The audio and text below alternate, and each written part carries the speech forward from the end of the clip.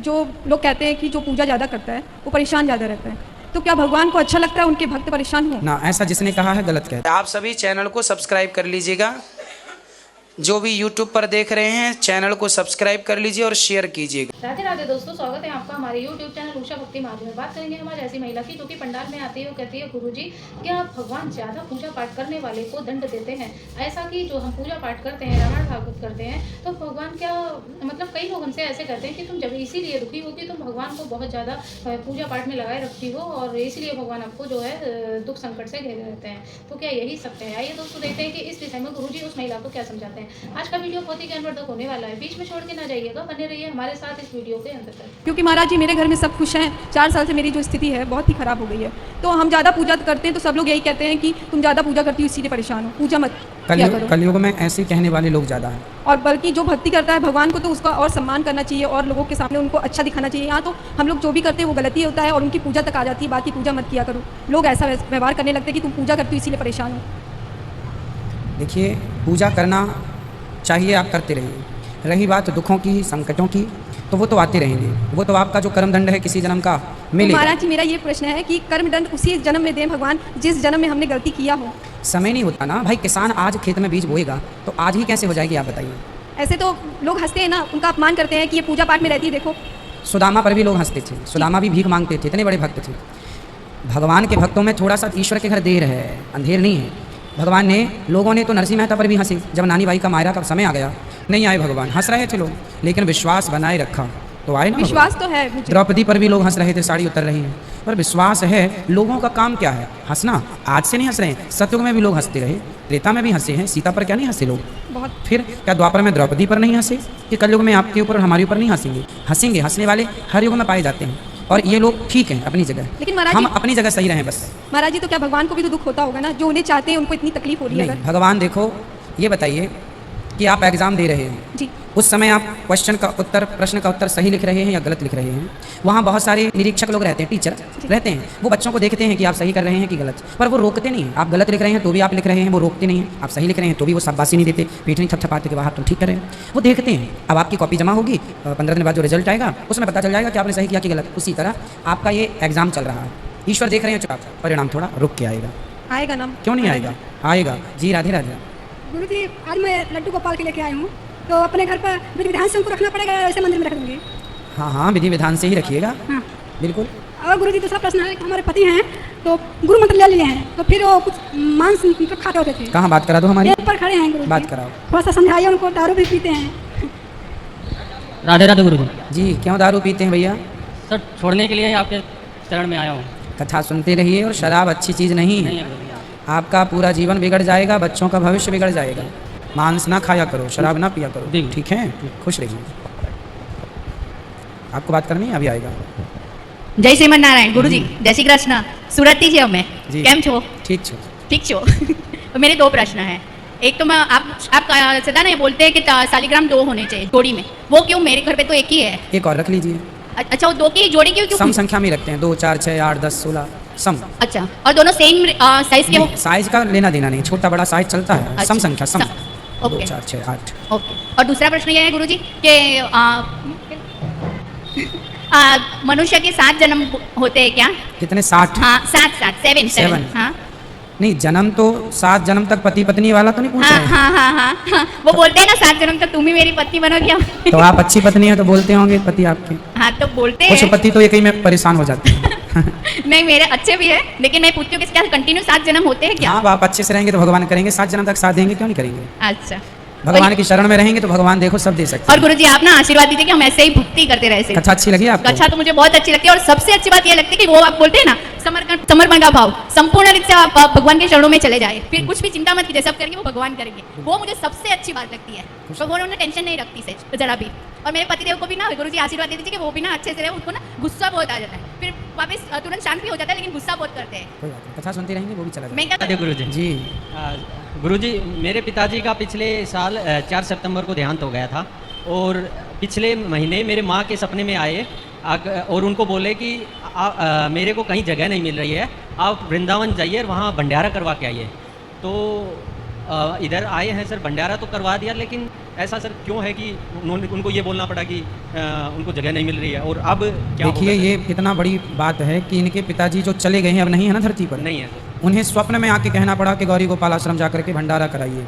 अन्नदान करने से ही जब आप अन्न साधु संत वृंदावन में खाते हैं तो संतों के द्वारा उनके खाते में उनको वहाँ प्राप्त होता है, फिर उनको स्थान वहाँ मिलेगा, उनकी सदगति तब होगी। इसलिए अन्नदान, जी गुरुजी। तो आपके पिताजी के नाम से आप अन्नदान जो कर रहे हैं उसी से उनकी सदगति होगी। जी गुरुजी। ठीक तो, है। हाँ, हाँ। और आप मुझे कुछ और भी करना पड़ेगा? मैंने आप तो अन्नदान- देखिए जो कर सकें अपने पिता के लिए, आप जो कर सकें, आप पुत्र हैं, जो कर सकें अधिक से अधिक वो आप कर सकते हैं। जी गुरुजी। वो आपकी श्रद्धा पर निर्भर करता है कि आप क्या करना चाहते हैं। जी गुरुजी, धन्यवाद। पर देखिए ये भी एक आश्चर्य है ना कि मैंने पिछली बार भी एक सज्जन ने बताया कि उनके पिताजी ने स्वप्न में कहा कि गौरी गोपाल आश्रम जाइए, वहाँ मेरे नाम की भागवत जी की पोथी कराइए।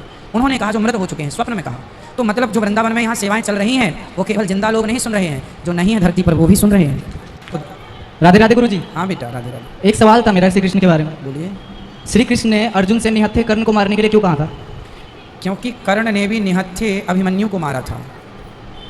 क्योंकि कर्ण ने भी निहत्थे अभिमन्यु को मारा था। जो व्यक्ति स्वयं बड़े होकर, अब बताइए, अभिमन्यु तो 20 साल का बेटा था, 20 साल की छोटी उम्र थी उसका, छोटी सी उम्र थी। कर्ण की उम्र थी लंबी, क्योंकि कर्ण जी तो उसके पिता के भाई हैं ना, ताऊ जी हो गए ना। कर्ण और पांडु सब भाई भाई हैं, पांडव पांचों ताऊ जी हैं।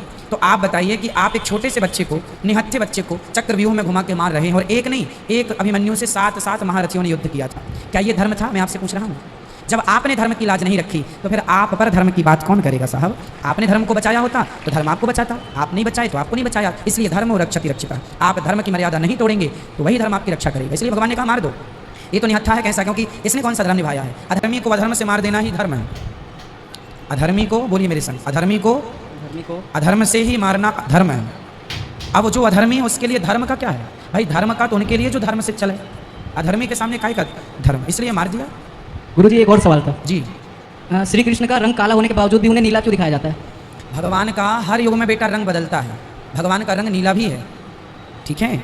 नील सरोरहु नील मणि नील नील घनश्याम, तो भगवान का नीला रंग भी है, श्याम वर्ण भी है, काला रंग भी है। भगवान है ना, भगवान का हर युग में रंग बदलता है। हर युग में अनेक रंग से भगवान प्रकट होते हैं, है ना। तो भगवान का नीला भी रंग है, तो भगवान को नीला भी बताते हैं, ठीक है। इसलिए राधे राधे हर युग में बदलता है ठाकुर जी का रंग। जय श्री कृष्ण। जी। गुरुजी मैंने आपसे गुरु दक्षिणा ली हुई है एकादशी को, तो तुलसी माला मेरे को एक पहननी है या फिर 2? एक पहने, 2 पहने, नो प्रॉब्लम। अच्छा, और मेरी है ना अभी पोथी पाठ बिठाई हुई है मैंने यहाँ पे, तो मेरे को ये पूछना था, मैंने गुरु दक्षिणा ली नहीं थी तो मेरे को फल कोई बात नहीं, आपने ले ली है ना, आप तो ले ली ना। अच्छा कोई बात नहीं, वो तो फल तो मिलना है, उससे कोई लेना देना नहीं है इसका। अच्छा, और मेरा शुभ विवाह हेतु मैंने करवाई थी। ठीक है। आपका विवाह भी नहीं हुआ नहीं। तो आपका विवाह करवाना है। हाँ। चलिए 1 साल के अंदर आपका विवाह हो जाएगा। अगली बार आप जोड़े से आएंगे जब आएंगे तो। Thank you. खुश रहिए बिहारी जी, आपका जल्दी विवाह कराएं। हाँ गुरुजी। जी बोलो, आपको जी बात करनी है क्या? चलो बोलो। गुरुजी मेरा एक प्रश्न था कि जो मतलब इस युग में लोग बाग कहते हैं कि बालाजी ने दोबारा से जन्म ले लिया है, क्या ये बात सत्य है? कौन से बालाजी? जयपुर राजस्थान में जो है बागेश्वर बालाजी। देखो बालाजी भगवान तो हमेशा से वो कभी मरते नहीं। हनुमान जी जो हैं वो कभी मरते नहीं। 4 युग पर ताप तुम्हारा है, परिसिद्ध जगत उजियारा। अब भगवान तो जब मरे तो फिर जन्म भी हो उनका। मरना जीना हम इंसानों के संग है, भगवान के संग नहीं है, वो अजन्मा है। हनुमान जी है ना, 4 युगों के लिए हैं वो। त्रेता में भी थे, द्वापर में भी थे, कलयुग में भी और सतयुग में भी रहेंगे।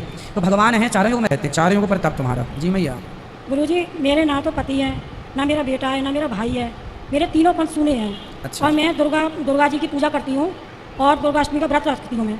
तो जो अष्टमी का मैं जो व्रत रखती हूँ तो मैं नवमी को उद्यापन उनका कन्या लागू कर देती हूँ। हर नवमी को साथ के साथ करती हूँ। तो मुझे क्या आगे उद्यापन करना पड़ेगा उनका? किसका? मैया का, केला मैया का। कोई बात नहीं, उद्यापन करने की जरूरत नहीं है। आप जो व्रत रख रहे हैं करते चलें, एकादशी इत्यादि करते चलें। और मैं गुरुजी उनका हवन जो करती हूँ ना मैया का, तो मेरे पास में कोई होता नहीं है। मेरी 3 बेटियाँ हैं, तो एक बेटी की शादी हो गई है। तो जो मैं हवन करती हूँ तो उसमें जो आहुति देती हूँ तो 108 जो आहुति देती हूँ वो अपने एक ही हाथ से देती हूँ। तो उसमें कोई परेशानी तो नहीं हवन में? स्त्रियों को हवन नहीं करना चाहिए। अच्छा। स्त्रियां हवन तब करती हैं जब पति बगल में बैठा हो, अच्छा है ना। पति आहुति डालता है, पत्नी पति के हाथ में हाथ मिला लेती है, तब हवन होता है। अच्छा, तो स्त्रियां हवन नहीं कर सकती। तो उनको लौंग का जोड़ा चढ़ा दूँ मैं? हाँ, पति हवन, भाई पत्नी और पति एक होते हैं ना, अर्धांगिनी। हाँ। तो पति हवन करे तो पत्नी बगल में बैठ के हाथ पकड़ के ऐसे स्वाहा स्वाहा। इसलिए पति हो साथ में, तो वरना आपको केवल नाम जप करना है, भगवान से प्यार करो बस।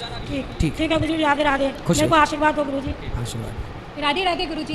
मुझे ये जानना है कि जब कोई शांत हो जाते हैं, स्वर्ग को सिधारते हैं, उस समय आपने अपनी कथा में बोला था कि तुलसी की माला डाल देना चाहिए, तुलसी का पात, तो क्या वो कोई भी डाल सकता है? कोई भी, महिला हो, पुरुष हो, बेटी हो, बेटा हो, पड़ोसी हो, कोई भी। और जैसे कि कभी कभी होता है ना कि कोई जा रहे हैं, लगता है कुछ क्षण में चले जाएंगे, तो उस समय डालने से मतलब? इसलिए गले में पहले से तुलसी पहन के रखना चाहिए। नहीं, जैसे कोई नहीं पहनते, मैं तो तुलसी धारण कर रखी हूँ, जैसे कोई नहीं नहीं पहनते तो उनको आप तुलसी की माला पहना दें, तुलसी का पत्ता खिला दें, गंगा जल पिला दें बस।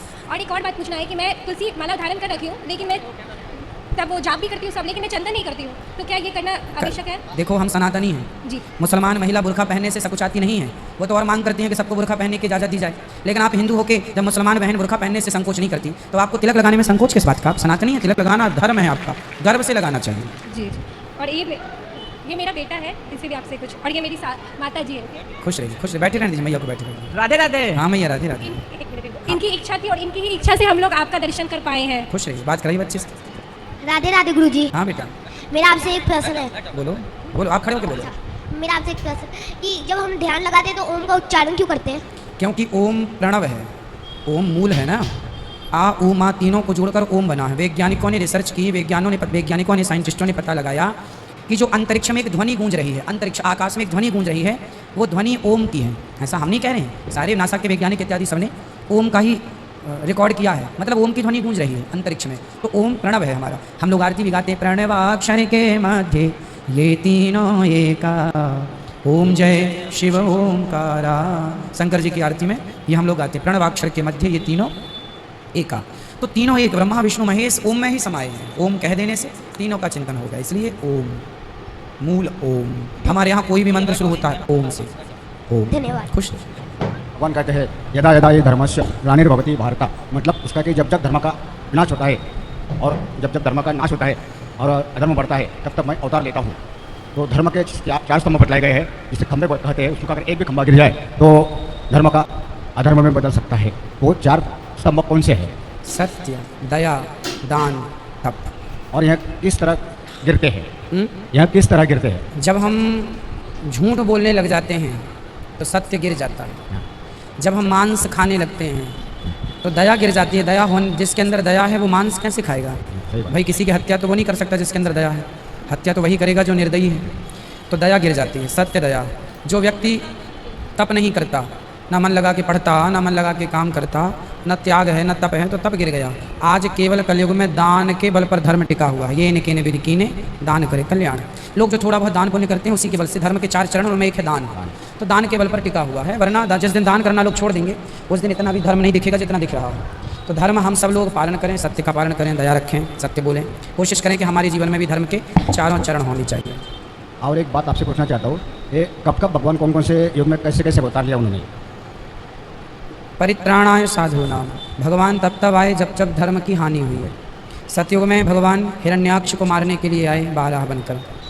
सतयुग में ही भगवान प्रहलाद के लिए आए नरसिंह बनकर, नरसिंह भगवान बनकर।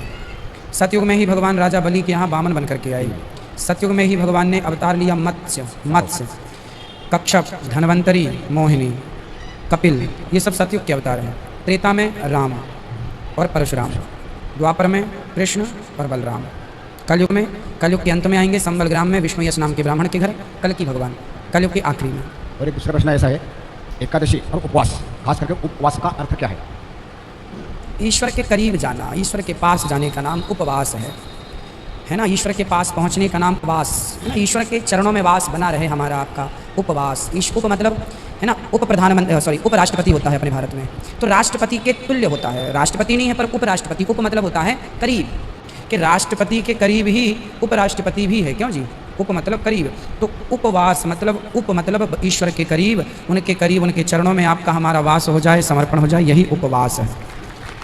राधे राधे। ठीक है। तो देखा दोस्तों, आज का वीडियो आपने पूरी देखी और सुनी। जैसे कि उस महिला ने कहा कि गुरु जी के हम ज़्यादा पूजा पाठ करते हैं, इसीलिए हमें जो है भगवान दंड देते हैं कि ज़्यादा पूजा पाठ करना अच्छी बात नहीं है। इस पर गुरु जी ने यही कहा, नहीं, जो हमारे पिछले जन्म के कर्म होते हैं या पुण्य पाप होते हैं उसके अकॉर्डिंग हमें जो है दुख सुख भोगने पड़ते हैं, लेकिन हमें भगवान जो पूजा पाठ है ये तो हमें करते ही रहना चाहिए और भगवान पर हमें कोई आरोप नहीं लगाना चाहिए। क्योंकि जैसे माता पिता अपने बच्चों की कोई भी गलती को क्षमा करते हैं, ऐसे ही भगवान अपने भक्तों की किसी भी गलती को मन से नहीं लगाते और उन्हें सद्बुद्धि देते हैं। दोस्तों, दूसरों की बातों में ना आइएगा, क्योंकि ये कलयुग है, किसी को भक्ति पसंद है और किसी को कुछ भी नहीं। तो दोस्तों, आज की वीडियो से आपको क्या ज्ञान प्राप्त हुआ है आप हमें कमेंट बॉक्स में कमेंट करके बता सकते हैं। अगर अभी तक आपने हमारे चैनल को सब्सक्राइब नहीं किया है तो आप हमारे चैनल को सब्सक्राइब कर लें, हमारी वीडियो को ज़्यादा से ज़्यादा लाइक और शेयर करें, कमेंट बॉक्स में राधे राधे लिखना ना भूलें। मिलेंगे ऐसी ही किसी अन्य वीडियो के साथ, तब तक के लिए राधे राधे।